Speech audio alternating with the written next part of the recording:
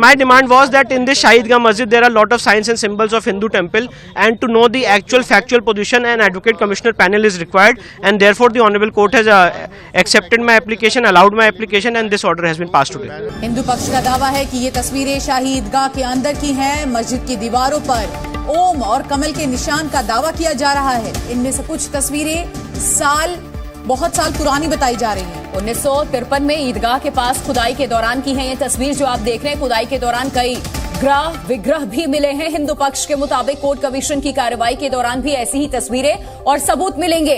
तो ये इस वक्त तस्वीर आप देख रहे हैं जी न्यूज के पास जो है मथुरा से ये तस्वीर इस वक्त हम आपको दिखा रहे हैं। शाही ईदगाह से जुड़ा ये पूरा मामला है। भीतर की तस्वीरें इस वक्त आपके सामने। नमस्कार दोस्तों, कैसे हैं आप सब। इलाहाबाद हाईकोर्ट ने मंगलवार को श्री कृष्ण जन्मभूमि और शाही ईदगाह के विवाद वाले मामले में कोर्ट की निगरानी में एडवोकेट कमिश्नर की ओर से सर्वे करने की अनुमति मिल गई है। अगली सुनवाई 18 दिसंबर को होनी है, जिसमें कोर्ट इस केस से जुड़े दूसरे पहलू जैसे सर्वे कौन करेगा, रिपोर्ट कब तक दाखिल की जाएगी जैसी शर्तों पर कोर्ट फैसला करेगी। आपकी जानकारी के लिए बता दूं कि इलाहाबाद हाईकोर्ट ने ऐसे तमाम केस लंबित पड़े हैं जिनमें दावा किया गया है कि शाही ईदगाह मस्जिद हिंदू समुदाय से जुड़ी है और हिंदू समुदाय से जुड़े लोग वहां प्रार्थना करने के लिए अपना अधिकार मांग रहे हैं। याचिकाकर्ताओं का दावा है कि शाही ईदगाह मस्जिद भगवान श्री कृष्ण की जन्मभूमि पर बनी है और इस मस्जिद में ऐसे तमाम हिंदू धार्मिक प्रतीक हैं जो दिखाते हैं कि यह मस्जिद हिंदू धार्मिक स्थान पर बनाया गया है। कोर्ट की तरफ से बनाया गया आयोग इस विवाद से संबंधित फैक्ट्स इकट्ठा करेगा ताकि इस मामले की कोर्ट में सुनवाई की जा सके। ठीक इसी प्रकार से कोर्ट ने ज्ञान व्यापी मस्जिद जो थी उसके विवाद वाले मामले में सर्वे का आदेश दिया था, जिसमें सामने आया है कि मस्जिद के वजू खाने में एक शिवलिंग जैसी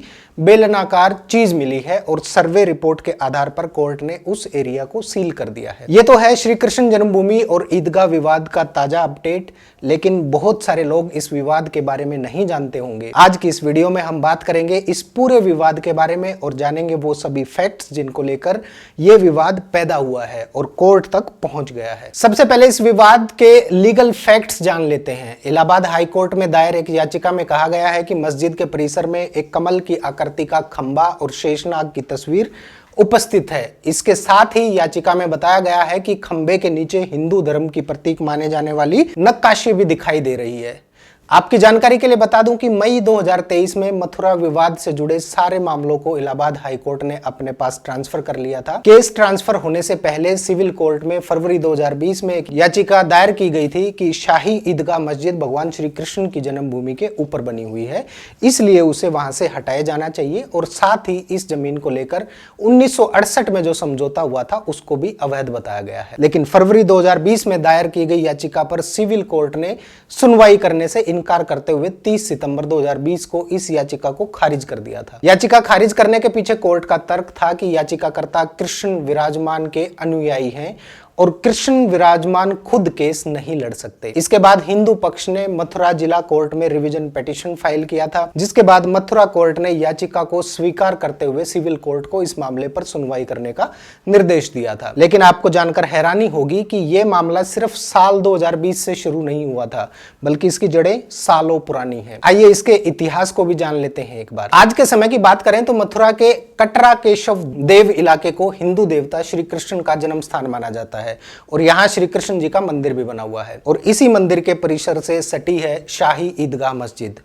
कई हिंदुओं का दावा है कि मंदिर तोड़कर यह मस्जिद बनाई गई थी। वहीं दूसरी तरफ कई मुस्लिम संगठन इस दावे को खारिज करते हैं। साल 1968 में श्री कृष्ण जन्म स्थान सेवा संघ और ट्रस्ट शाही ईदगाह मस्जिद के बीच एक समझौता हुआ था, जिसके तहत इस जमीन को 2 हिस्सों में बांट दिया गया था। लेकिन अब अदालत में इस समझौते को अवैध बताया जा रहा है। हिंदू समाज में यह मान्यता है कि श्री कृष्ण का जन्म कंस के कारागार में हुआ था और यही श्री कृष्ण का जन्म स्थान है। यह पूरा इलाका कटरा केशव देव के नाम से जाना जाता है, जो कि मथुरा जिले के मथुरा बाजार सिटी में स्थित है।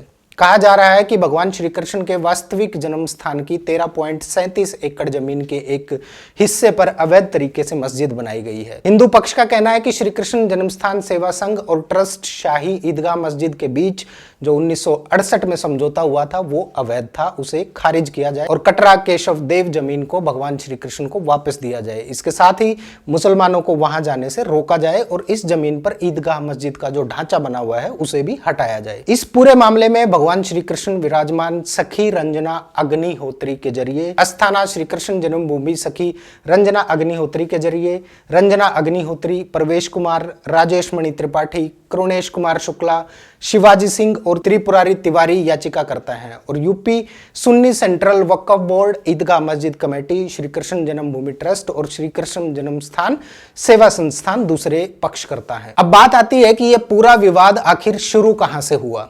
इस पूरे विवाद की जड़ है साल 1968 में हुआ वो समझौता जिसमें श्री कृष्ण जन्म स्थान सेवा संघ और ट्रस्ट शाही मस्जिद ईदगाह ने जमीन विवाद को निपटाते हुए मंदिर और मस्जिद के लिए जमीन को लेकर समझौता कर लिया था। इस जमीन के मालिकाना हक के साथ साथ पहले मंदिर या मस्जिद किसका निर्माण हुआ था ये भी विवादित है। हिंदू पक्ष का दावा है कि इस मामले की शुरुआत सन 1618 से हुई थी और इसे लेकर कई बार मुकदमे भी हो चुके हैं। सिविल कोर्ट में दायर याचिका में हिंदू पक्ष का कहना है कि मथुरा भगवान श्री कृष्ण का जन्म स्थान है जहां भारत और विदेशों से तीर्थयात्री दर्शन करने के लिए आते हैं। हिंदू राजाओं ने कटरा केशव देव में बने मंदिर की समय समय पर मुरम्मत कराई है, उसका निर्माण कराया है और इसी क्रम में सन 1618 में ओरछा के राजा वीर सिंह देव बुंदेला ने कटरा केशव देव में भगवान श्री कृष्ण का मंदिर बनवाया जिस पर करीब 33 लाख रुपए खर्च हुए थे।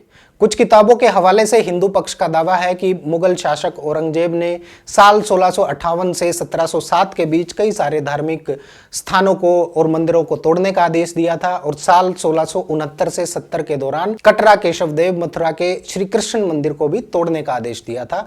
इस मंदिर को तोड़कर एक मस्जिद बनाई गई थी जिसे ईदगाह मस्जिद का नाम दिया गया था। इसके बाद मराठों ने 1770 में मुगल शासकों से गोवर्धन में युद्ध जीतकर यहां फिर से मंदिर बनवाया था, लेकिन ईस्ट इंडिया कंपनी के आने के बाद मथुरा का इलाका अंग्रेजों के कब्जे में आ गया और ईस्ट इंडिया कंपनी ने इसे नजूल भूमि घोषित कर दिया। नजूल भूमि वो भूमि होती है जिस पर किसी का कोई मालिकाना हक नहीं होता और ऐसी जमीन को सरकार अपने अधिकार में लेकर इस्तेमाल करती है। इसके बाद 1815 में कटरा केशवदेव की 13.37 एकड़ जमीन को नीलाम किया गया और तब राजा पटनीमल ने सबसे ज्यादा बोली लगाकर इस जमीन को खरीद लिया। इसके बाद यह जमीन राजा पटनीमल के वंशज राजा नरसिंह दास के पास चली गई। तब मुस्लिम पक्ष ने राजा पटनीमल के मालिकाना हक को लेकर आपत्ति जताई थी, लेकिन कोर्ट ने उसे खारिज कर दिया था। इसके बाद 8 फरवरी 1944 को राजा पटनीमल के वंशज श्री राम किशन दास और राय आनंद दास ने इस 13.37 एकड़ की जमीन को मदन मोहन मालवीय, गोस्वामी गणेश दत्त और बिखेन लाल जी के नाम कर दिया, जिसके लिए जुगल किशोर बिड़ला ने 13,400 रुपए का भुगतान भी किया था। इसके बाद भी मुस्लिम पक्ष ने 1946 में इस खरीद बिक्री पर सवाल उठाए थे, लेकिन इसे भी खारिज कर दिया गया और पिछला आदेश ही मान्य रहा था। इसके बाद जुगल किशोर बिड़ला ने इस जमीन के विकास और भव्य श्री कृष्ण मंदिर के निर्माण के लिए 21 फरवरी 1951 को श्री कृष्ण जन्मभूमि ट्रस्ट बनाया और उन्होंने 13.37 एकड़ की जमीन को भगवान श्री कृष्ण विराजमान को समर्पित कर दिया था। लेकिन किसी कारणवश पूरी जमीन पर मंदिर का निर्माण नहीं हो सका था और ट्रस्ट 1958 में निष्क्रिय हो गया था। इसके बाद 1 मई 1958 को श्री कृष्ण जन्मस्थान सेवा संघ नाम से एक सोसाइटी बनाई गई। बाद में इसका नाम श्री कृष्ण जन्मस्थान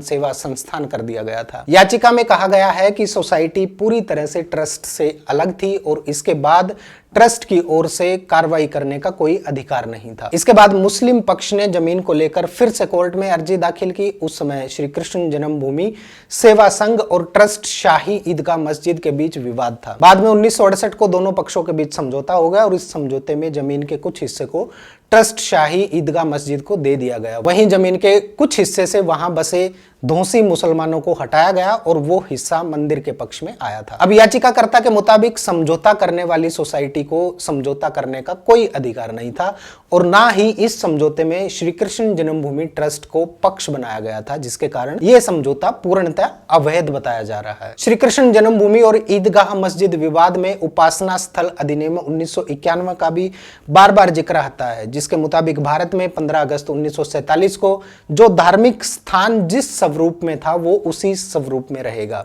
लेकिन अयोध्या विवाद को इस अधिनियम से छूट दी गई थी। अब जब श्री कृष्ण जन्मभूमि विवाद पर अगर सुनवाई होती है तो सवाल उठता है कि ये उपासना अधिनियम कानून के तहत क्यों नहीं आता। इस पर हिंदू पक्ष के याचिकाकर्ता रंजना अग्निहोत्री का कहना है कि अधिनियम की धारा 4/3/B के कारण यह मामला उपासना अधिनियम के तहत नहीं आता है। इस धारा के मुताबिक कोई वाद, अपील या अन्य कार्रवाई जिसका इस अधिनियम से बनने से पहले न्यायालय, अधिकरण या अन्य प्राधिकरण में निपटारा कर दिया गया है, उसे इस कानून से छूट प्राप्त होगी। इस मामले में 1968 में दोनों समूहों के बीच समझौता हो गया था, जिसका आदेश 1973 और 1974 में दिया गया था। तो ये था दोस्तों श्री कृष्ण जन्मभूमि और शाही ईदगाह मस्जिद का विवाद।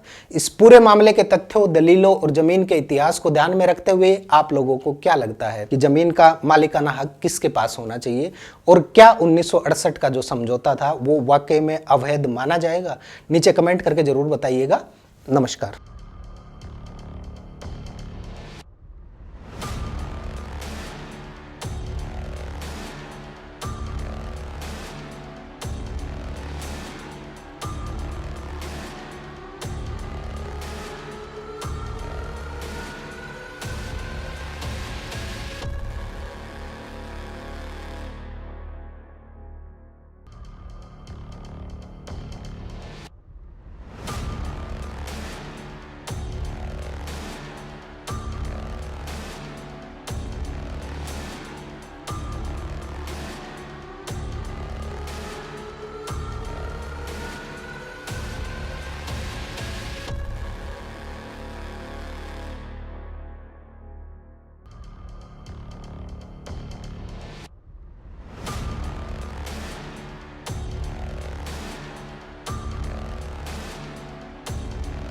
What happened today in High Court?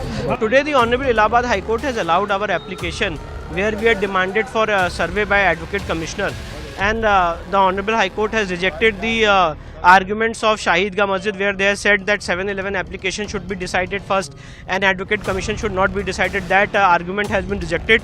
The court has in principle agreed with our demand that Advocate Commissioner must be issued.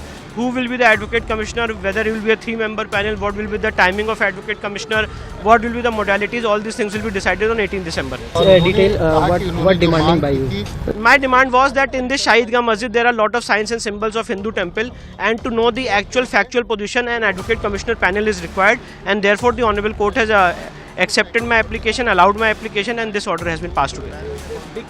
Yes, it's a very big important landmark judgment by the Honorable Allahabad High Court.